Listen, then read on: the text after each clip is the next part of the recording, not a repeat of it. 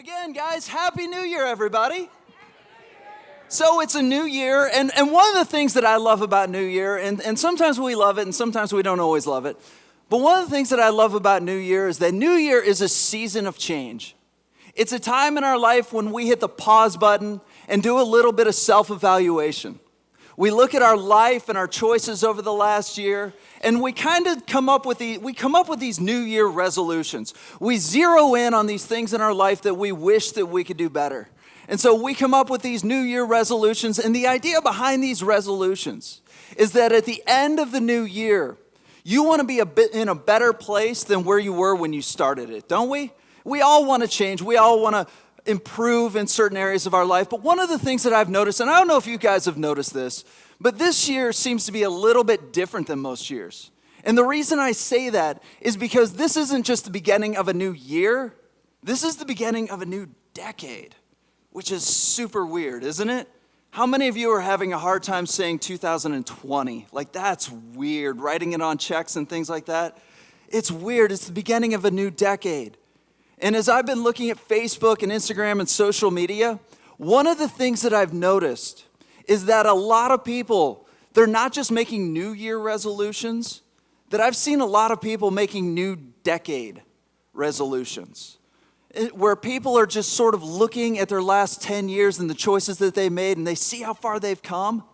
And so they're looking at the next decade and making new decade resolutions. One of the reasons why I think we're doing this is because really when you stop and think about it, this is the first decade that we've really lived out on social media, isn't it? Like, I mean, think about that. This is the first decade where you can just kind of go back and look at the last 5 years, the last 10 years, and look at, first of all, the clothes that you wore or your hairstyle, and you're like, what was I thinking? You look at some of the things that you've done, and it's interesting, kind of looking at the last 10 years and realizing just how far we've come, or maybe some areas of our life. We realize that we didn't get quite as far as we wanted to make it. And so I've seen so many people making these new decade resolutions. And the idea behind this is that when it comes to New Year resolutions, we don't want to just change for a year, do we? That when you make that New Year resolution, you don't want to just be healthy for 2 weeks, which is usually what happens. You don't want to just make change for the first month. You want that change to be long lasting. And we all have things in our life that we want to change. For example, maybe for you, you're here today, and this is the year, and this is the decade really, when you want to get healthy, where you're going to be more conscious about what you put in your body, what you put on your body. You're going to be more conscious about getting out and exercising and going to the gym and doing activities and getting into shape because you want to end not just 2020, but the 2020s. You want to begin 2030. How weird is that? You want to begin 2030 in a healthier place than you were at the beginning of 2020. And so maybe for you, it's your health. Maybe it's your finances. That as you look back over the last 10 years, you realize that you've made a lot of financial mistakes. Maybe some of them you couldn't avoid. Like you had to have a house, and so you got a little bit of debt. The car went bad, it broke down. You had to take on a little bit of debt. And so now maybe for you, as you're thinking about the next decade and where you want to be, you want to begin to pay off some of that debt so that you could have some financial freedom. Maybe you're here today, and for you, it's all about your relationships. Maybe for you, you're here today and you've got little ones, and so you want to take this time, this window of opportunity to focus on your kids. After all, the reality of parenting, and parents, you're going to hate me for saying this, but it's true, okay? I'm just telling you what it is. The reality of parenting is that those kids aren't always going to be living with you. That at one point, they're going to graduate and move on. Now, for some of you, you're like, yes! I'm counting down the days, but for some of you, come on, you're looking at those babies and you're thinking to yourself, that's never going to happen. But the reality is that at some point, the kids are going to get older. And so maybe for you, during this season of life, your responsibility, your focus over the next 10 years is to focus on investing in those kids. After all, the goal of parenting is raising healthy adults, isn't it? Like you're training kids to be adults, to be independent. And so maybe for you, that needs to be your focus. Or maybe for you, It's to spend this next season of life focusing on your relationship with your spouse. Because especially as parents, it's really, really, really easy to focus on our kids. And it's hard when kids demand so much time, when your job demands so much of your time and effort, to focus on your relationship with your spouse. And at some point, those kids are going to move out. And you're going to be stuck with that person. And the question is have you invested in that person so that when that time comes, you're going to be ready to spend time with them? And so maybe for you, it's spending time on your relationships. Or maybe for you, you're here today, and it's your relationship with God. That as you look back over the last decade, you realize that you've had a lot of other priorities in life. And so this is the year and this is the decade where you're going to be really, really intentional about your relationship with God. So that when you look back over the next 10 years, you want to see all the different ways that God has worked in and through your life. See, this is what I want to talk about today. This week, we're beginning a series called What's Next, where we're going to be looking at several stories out of the book of Joshua. And we're going to be talking about how we can practically begin to follow God in our life. We're going to be talking about things that kind of go beyond the usual answers that we give. We talk about things like Bible study and prayer, and those are good. You need to do those absolutely every day. I encourage that. Like, please do that. But what I want to do is kind of get beyond that to the next level. Like, what is the actions that we can take so that we can begin to follow God every day in our life? And so to help us, again, we're looking at the story or several stories out of the book of Joshua as Israel is going to take the promised land. And what we're going to be doing is we're going to be looking at some of their successes and the things that we can learn there. But I also want to take some time and look at their failures. After all, failures aren't all bad, are they? See, I think the problem that we have in our culture is that we see failure as permanent. That once we fail, it's like this label that sticks to us that we can never really get rid of. And what we need to understand is that failure is actually a learning experience. That we grow more out of our failure than we do out of our successes. And so what I want to do is not just look at Israel's successes, but I want to look at their failures too. And so if you've got your Bible, do me a favor. We're going to be in Joshua. We're going to begin in chapter 3. We're going to be in Joshua chapter 3. If you're here and you don't have a Bible, we got your back. We should have Bibles in the chairs in front of you. If you've got one of those, we're going to be on page 179. Again, that's page 179. And while you're turning there, a little bit of background to this story because there's a lot happening here. Israel has spent 40 years wandering in the wilderness. For 40 years, they've been in the desert, and Moses has been leading them all of this time. But Moses has died, and a man named Joshua, his apprentice, is now in charge. And of course, this is the time, this is the moment when God says, now we're going to take the promised land. You thought your first day at work was rough. Like, could you imagine? Like, all those 40 years, and now is the time that God says we're going to take the promised land. And so God goes to Joshua and says, okay, you need to ready the people. We're going to take the promised land. By the way, when we think about Israel taking the promised land, for so many of us, we picture barbarians, don't we? How many of us, whenever we picture Israel taking the promised land, do we imagine like this mass genocide? As if Israel is barbarians with torches and pitchforks just kind of rampaging through the land, killing and destroying anything and everything that gets in their way. I think for a lot of us, this is what we picture, isn't it? And the problem is that's not what's happening here. God is way too strategic for that. As we look at the story of Israel taking the promised land, one of the things I want you to notice is that every single city that they go up against isn't just any random city. These are military outposts.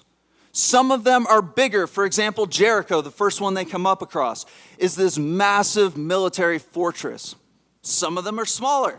For example, next week we're going to look at the story of Israel up against the city of Ai, which is right after Jericho. It's a much, much smaller city that gives them a whole lot of trouble. But these are military fortresses, military outposts. And the idea here is that Israel is going to defeat outpost after outpost after outpost. And as these outposts fall, the people who are living in the surrounding towns and villages are going to begin to feel unsafe.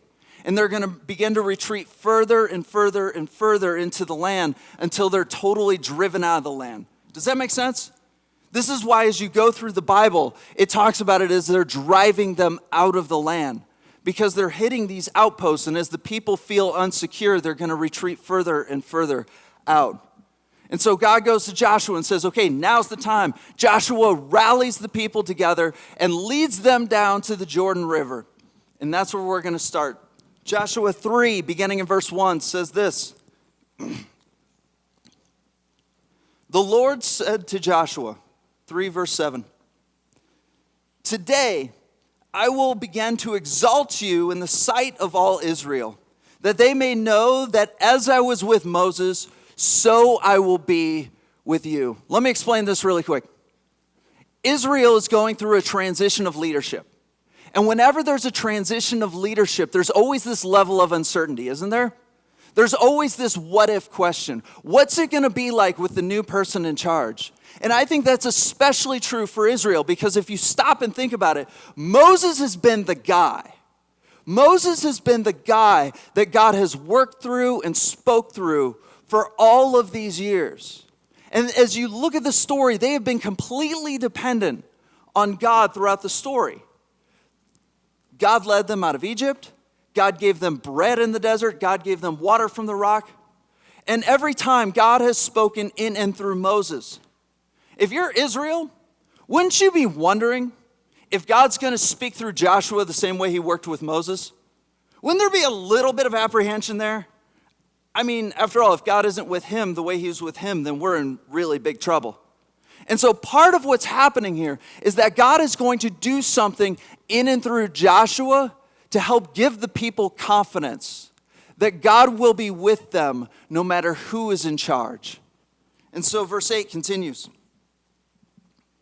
He says, as for you, command the priests who bear the ark of the covenant, when you come to the brinks of the water of the Jordan, you shall stand still in the Jordan. And Joshua said to the people, come here and listen to the words of the Lord your God. Joshua said, here's how you shall know that the living God is among you, and that he will without fail drive out from before you the Canaanites, the Hittites, the Hivites, the Perizzites, the Gershites, the Amorites, and the Jebusites. Behold, the ark of the covenant of the Lord of all the earth is passing over from before you into the Jordan. Now therefore, take 12 men from the tribes of Israel, from each tribe a man. And when the soles of the feet of the priests bearing the ark of the Lord of all the earth, shall rest in the waters of the waters of the Jordan shall be cut off from flowing, and the waters coming down from above shall stand still in one heap. Verse 14. When the people set out from their tents to pass over the Jordan, and when the priests bearing the ark of the covenant before the people, and as soon as those bearing the ark had come as far as the Jordan, and the feet of the priests bearing the ark were dipped into the brink of the water, now the Jordan overflows all its banks throughout that time of the harvest, the waters coming down from above stood and rose up in a heap very far away at Adam, the city that is beside Zarethan. And those flowing down towards the Sea of Arabia, the Salt Sea, were completely cut off. And the people passed over opposite Jericho. Now the priests bearing the ark of the covenant of the Lord stood firmly on dry ground in the midst of the Jordan, and all Israel was passing over dry ground until all the nation finished passing over the Jordan. Oh, I know that was a lot of information, so let me just recap what's going on really quick. God brings Israel to the Jordan River. Now the Jordan, notice this note, that it's overflowing. Normally the Jordan's not a very deep river. A lot of people could pass it easily. But it's at flood stage, right? And apparently it's always at flood stage during the harvest. And so God leads them there. He says, okay, here's what's going to happen. The priests are going to get in the water. And as soon as the priests bearing the Ark of the Covenant step in the waters are going to part. And as long as they're standing in the middle of the Jordan River, in the riverbed, the waters will stay parted and the people will be able to walk through. But as soon as the priests step out of the riverbank, the waters are going to come back over. So as long as the priests are in there, we're good, right? Now, I want you to notice something. We're not that far into the Bible. And in fact, this is the beginning of the 6th book of the Bible. We're still at the very beginning. But what's kind of interesting is if you look back on Israel's history with God so far, notice this isn't the first time that God's parted the waters for them, is it? And in fact, if you go back to Exodus chapter 14, you see that Israel has just left Egypt. They're on the run. Behind them, Pharaoh is sending his army after them. So all of Egypt's might is bearing down on them. And then they come up across the Red Sea. Now, Israel is caught between a rock and a hard place, aren't they? On the one hand, you've got Pharaoh's army bearing down on them. And they're slaves. They're not warriors. They're not fighters. They don't know how to wage a war. On the other side, you've got the sea. They're desert people. They don't know how to swim. They are stuck. And there is absolutely nothing that they can do. But I'm just going to read this really quick. Look at what it says in Exodus 14, verse 16. This is God speaking to Moses. Lift up your staff. Stretch out your hand over the sea and divide it. So all Star Wars style. That the people of Israel may go through on dry ground. And so again, you have this story. You have two stories here where God divides the sea so that God's people can walk through on dry ground. But there's a difference here. There's a difference between these two stories, and I don't want you to miss the difference because I think the difference is absolutely essential for so many of us. And in fact, I believe that if we understood the difference between the stories in Joshua and in Exodus, it would be an absolute game changer when it comes to our faith. Notice that in the Exodus story, Moses stands there, he holds up the staff, he parts the sea with his hand, then the people go through. But in the Joshua story, the priests have to step in the waters before the waters part. The priests actually have to get their feet wet. You see, what I want you to see and what I want to spend some time talking about today is that God responds in our obedience. You see, sometimes God responds before, like we see in this Exodus story. But as you go through the scriptures, what I want you to see is that's usually the exception, not the rule. Usually, God works with people as they're being obedient to God. God meets us in the middle of our obedience. And I can't help but wonder how many of us are here today and we're frustrated because God's not working in our life the way that we thought he was going to work.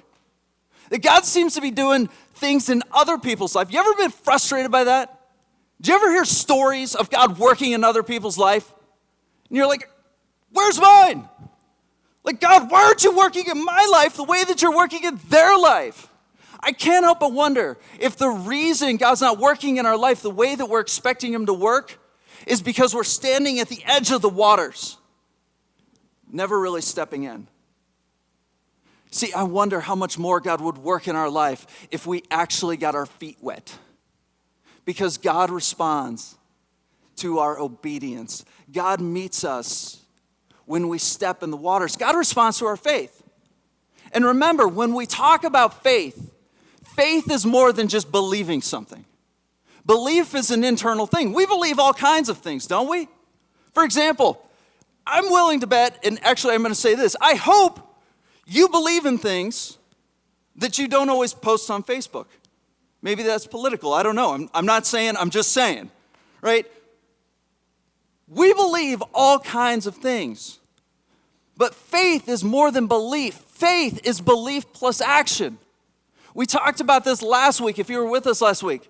I can tell you all day I believe in this stool. I believe this stool has the ability to hold my weight if I sit on it. But if I stood up here every single week and told you how much I believe in this stool and never really sat on it, am I showing faith? Of course, now I have to sit on it, right? Because faith is belief plus action. You see, I'm not actually showing faith until I sit down. Because when I sit down, I'm putting my faith in this stool. See, faith is more than just this internal belief. The question is great, you believe, but what are we doing with it? God responds to us when we take our internal faith and move it external. When we actually live it out. God responds when we get our feet wet. But that's scary, isn't it? It's scary because it's risky. Action's always risky. No matter what action it is, there's no safe action. There's always risk involved, no matter what it is. Whether it's asking somebody to marry you, going to a job for the first time, action is always risky, especially with faith, because it involves trust. You're trusting that God's going to take care of you. You're trusting that God's going to meet you there. And trust is scary. You ever do a trust fall? You ever have that moment where you're looking at people, you're standing up kind of high, and you got to turn your back and fall backwards? I'm not going to do it, by the way. But it's scary. All year. It's a scary thing. Even when you're looking at the people, even when you're looking at them and you know the people, how many of us have ever done a trust fall and had the what if questions pop up into our head? What if they're pranking me? What if they're going to step back really quick? No, they wouldn't do that. They're my friends.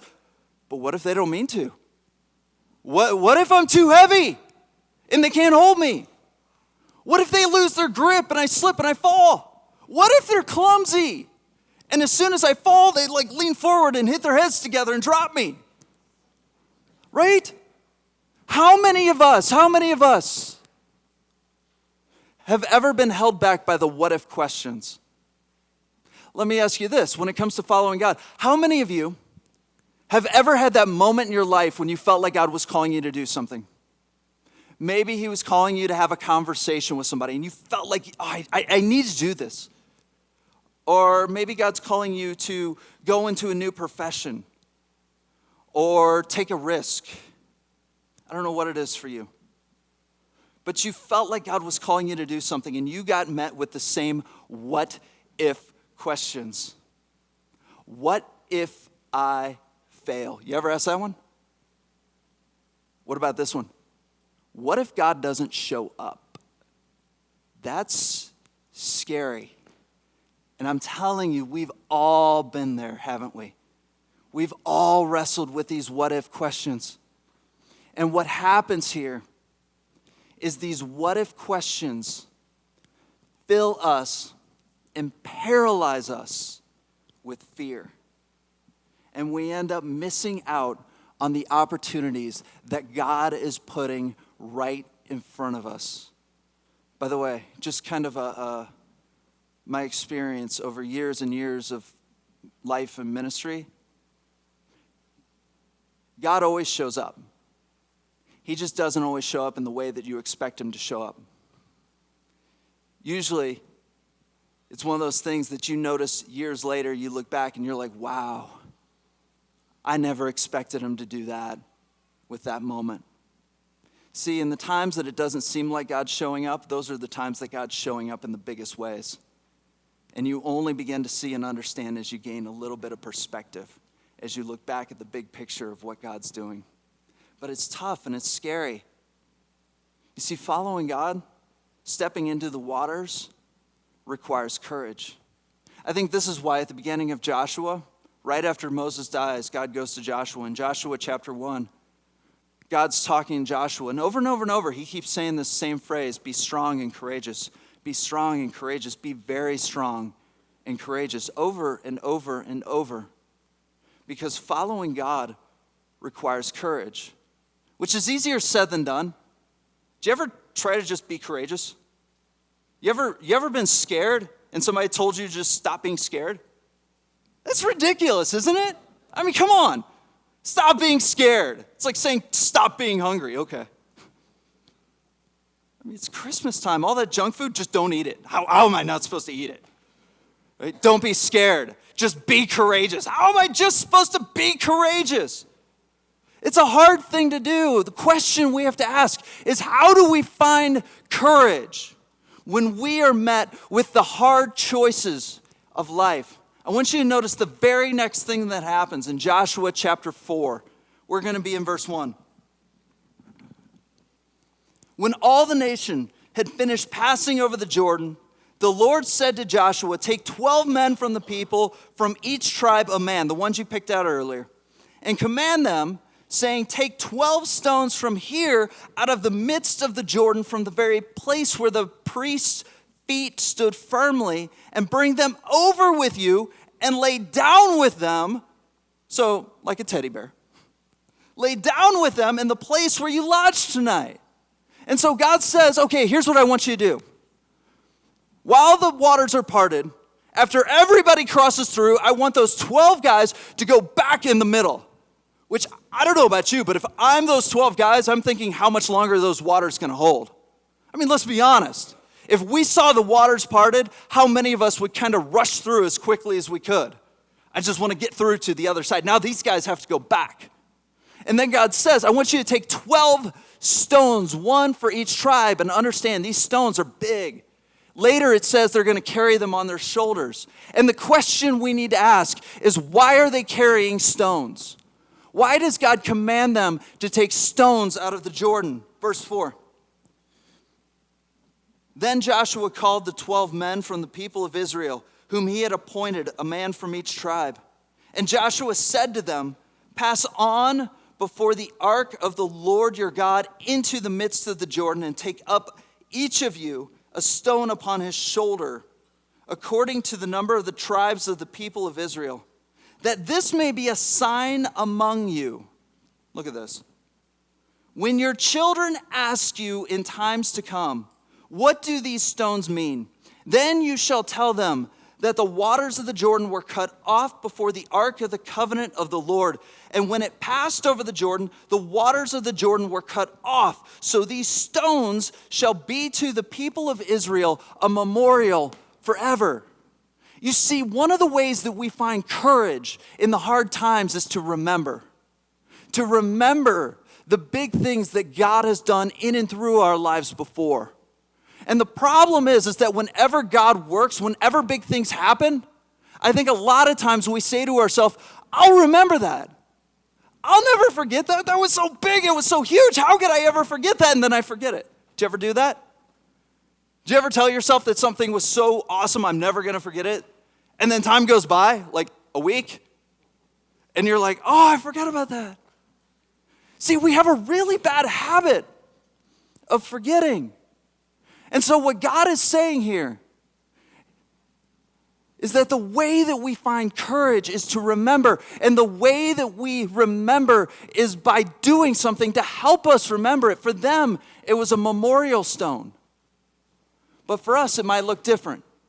And in fact, I'll never forget when Megan and I were going through the search process here. By the way, for those of you who don't know me, I've only been here for, about a year and a half now, coming up on 2 years. And I'll never forget when we were going through the search process and we started to have some deeper conversations here with Redeemer, and we knew that God was doing something here. We started to take notes, and we started to journal everything that we could. All of these weird random details that most people would laugh at, we're like, oh my goodness. Like, we're writing down everything. We're writing down dates. We're writing down words that were spoken. Like, all of this weird and random stuff. Because we wanted to be able to look back at those dates and see the way that, and remember the ways that God lined everything up. Because years later, a year and a half later, I couldn't tell you those dates off the top of my head. And in fact, I forget how amazing it was, the way that God lined everything up, until I go back and I read about it. And I'm like, oh, I forgot about that. I go back and I look at the words that Megan and I were praying that the search team said to us. We're like, oh my goodness. Like, for some of you, you're like, okay, it's a coincidence. But when you've been in this business long enough, one of the things that you know is that God works awful hard at making coincidences happen. See, we look back at those stories and we remember God's faithfulness. And check this out. When we remember God's faithfulness, it gives us courage to trust Him the next time. It gives us courage to step into the waters, even when our life is filled with what ifs. Because we look back and we remember that God did incredible things once, and if he moved the mountains before, he can do it again. And so the questions I want to ask us as we wrap up is, really, I got two questions. First question, what are the waters in your life that God's calling you to step into? What are the big things that God's asking you to do? Maybe for you, you're here today, and it's taking on a new role. Maybe for you, it's taking on a servant position, serving somebody else, serving with Freeway, serving with Heartland Hope. Maybe for you, it's having relationships with people, which is always a terrifying thing, isn't it? I know we have a lot of introverts in the room. That's why you're not saying anything.